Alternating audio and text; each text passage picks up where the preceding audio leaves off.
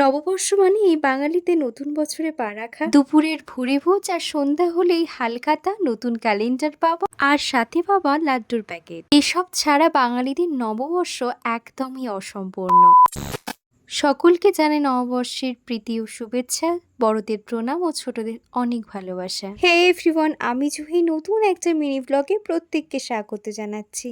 নববর্ষ মানেই তো নতুন জামা পরা, আর সেই নতুন জামা পরে সাজগোজ না করে বাইরে না বেরালে তা কি আর হয়?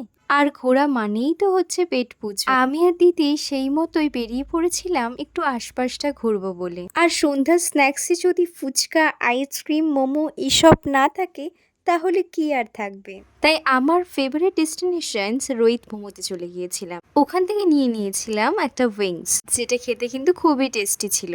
আর আমার তো খাওয়া দাওয়ার পরে আইসক্রিম চাই, তাই আমি আমার ফেভারিট আইসক্রিম 2 in 1 নিয়েছিলাম। নববর্ষটা ঠিক এভাবেই কাটিয়েছিলাম। অনেকদিন তোমাদের সাথে কোনো রকম ভিডিও শেয়ার করা হয়নি। এবার থেকে আমি চেষ্টা করব ভিডিও পোস্ট করার। আর এই ভিডিওটা ভালো লাগলে লাইক আর চ্যানেলকে সাবস্ক্রাইব করতে একদমই ভুলো না। দেখা হচ্ছে নেক্সট ভিডিওতে।